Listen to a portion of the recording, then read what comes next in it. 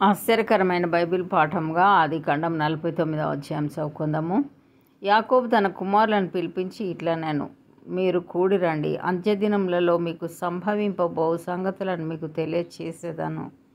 యాకోబు కుమారులారా, కూడి వచ్చి ఆలకించుడి. మీ తండ్రి అయిన ఇశ్రాయేలు మాట వినుడి. రూబేను, నీవు నా పెద్ద కుమారుడవు, నా శక్తియు నా బలము యొక్క ప్రథమ ఫలమును, ఔన్నత్యాతిశయమును బలాతిశయమును నీవే. నీళ్ల వలె చంచలుడవై నీవు అతిశయం పొందవు. నీ తండ్రి మంచం మీదికి ఎక్కితివి, దానిని అపవిత్రం చేస్తేవి. అతడు నా మంచం మీదికి ఎక్కాను. షిమ్యోను, లేవి అనువారు సహోదరులు, వారి ఖడ్గములు బలాత్కారపు ఆయుధములు. నా ప్రాణమా, వారి ఆలోచనలో చేరవద్దు. నా ఘనమా, వారి సంఘముతో కలుసుకొనవద్దు. వారు కోపం వచ్చి మనుషులను చంపిరి.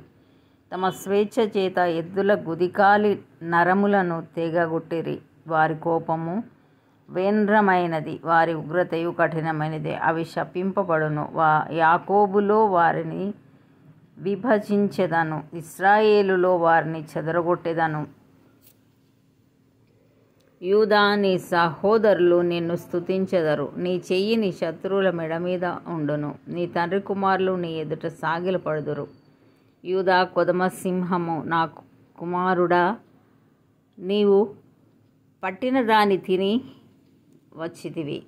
సింహము వలెను గర్జించువాడు సింహం వలెను. అతడు కాలు ముడుచుకొని పండుకొనేను. అతని లేపువాడెవడు? షిలోహు వచ్చు వరకు యూదా యుద్ధ నుండి దండము తొలగదు. అతని కాళ్ల మధ్య నుండి రాజదండము తొలగదు. ప్రజలు అతనికి విధేయులయ్యుందురు. ద్రాక్షవల్లికి తన గాడిదను, ఉత్తమ ద్రాక్షవల్లికి తన గాడిద పిల్లను కట్టి, ద్రాక్షారసములో తన బట్టలను, ద్రాక్షల రక్తములో తన వస్త్రమును ఉదుకును. అతని కన్నులు ద్రాక్షారసం చేత ఎర్రగాను, అతని పళ్ళు పాల చేత తెల్లగాను ఉండును. జెబూలూను సముద్రపు రేవున నివసించును. అతడు ఓడలకు రేవుగా ఉండును. అతని పొలిమేర సీదోను వరకు నుండును.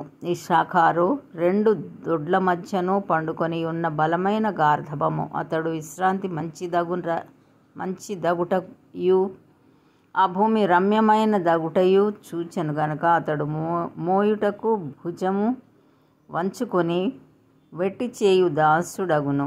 దాను ఇశ్రాయేలు గోత్రికుల వలె తన ప్రజలకు న్యాయము తీర్చును. దాను త్రోవలో సర్పముగాను, దారిలో కట్లపాముగాను ఉండును. అది గుర్రపు మడిమెలు కరచును. అందువలన ఎక్కువాడు వెనుకకు పడును. యెహోవా నీ రక్షణ కొరకు కనిపెట్టి ఉన్నాను. బంటుల గుంపు గాదును కొట్టును. అతడు మడిమెను కొట్టును. ఆషేరు నొద్ద శ్రేష్టమైన ఆహారం కలదు. రాజులకు తగిన మధుర పదార్థములను అతడిచ్చును. నఫ్తాలి విడవబడిన లేడి, అతడు ఇంపైన మాటలు పలుకును. యోసేపు ఫలించెడు కొమ్మ, ఊట యొద్ద ఫలించెడు కొమ్మ. దాని రెమ్మలు గోడ మీదికి ఎక్కి వ్యాపించును. విలుకాండ్రు అతని వేధించిరి. వారు బాణములను వేసి అతని హింసించిరి. యాకోబు కొలుచు పరాక్రమశాలి అయిన వాని హస్త బలము వలన అతని విల్లు బలమైన దగును. ఇశ్రాయేలునకు బండయు మేపెడి వాడును ఆయనే. నీకు సహాయం చేయు నీ తండ్రి దేవుని వలనను, పైనుండి మింటి దీవెనలతోనూ, క్రింద దాగియున్న అగాధ జలముల దీవెనలతోనూ, స్తనముల దీవెనలతోనూ, గర్భముల దీవెనలతోనూ నిన్ను దీవించు సర్వశక్తుని దీవెన వలనను అతని బాహుబలము దిట్టపరచబడును. నీ తండ్రి దీవెనలు నా పూర్వీకుల దీవెనల పైని చిరకాల పర్వతముల కంటే హెచ్చుగా ప్రబలమగును. అవి యోసేపు తల మీదను, తన సహోదరుల నుండి వేరుపరచబడిన వాని నడినెత్తి మీదను ఉండును. బెన్యామీను చీల్చునట్టి తోడేలు.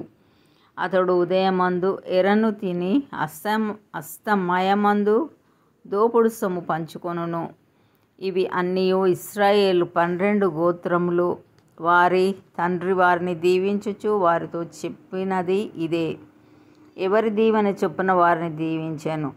తర్వాత అతడు వారికి ఆజ్ఞాపించుచు ఇట్లా నేను నా స్వజనుల యొద్దకు చేర్చబడుచున్నాను. హిత్తీయుడైన ఎఫ్రోను భూమి అందున్న గుహలో నా తండ్రుల యొద్ద నన్ను పాతిపెట్టుడి. ఆ గుహ కనాను దేశమందలి మమ్రే ఎదుటనున్న మక్పేల పొలంలో ఉన్నది. అబ్రహాము దానిని, ఆ పొలమును హిత్తీయుడగు ఎఫ్రోను యొద్ద శ్మశాన భూమి కొరకు స్వాస్థ్యముగా కొనెను. అక్కడనే వారు అబ్రహామును అతని భార్య అయిన శారాను పాతిపెట్టిరి. అక్కడనే ఇస్సాకును అతని భార్య అయిన రిబ్కాను పాతిపెట్టిరి. అక్కడనే నేను లేయాను పాతిపెట్టి తిని.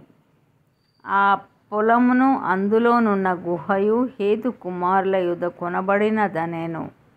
యాకోబు తన కుమారులకు ఆజ్ఞాపించుట చాలించి మంచం మీద తన కాళ్ళు ముడుచుకొని ప్రాణము విడిచి తన స్వజనుల యొద్దకు చేర్చబడెను. ఇంతటితో ఈ దినం కొరకైన బైబిల్ పాఠము సరి.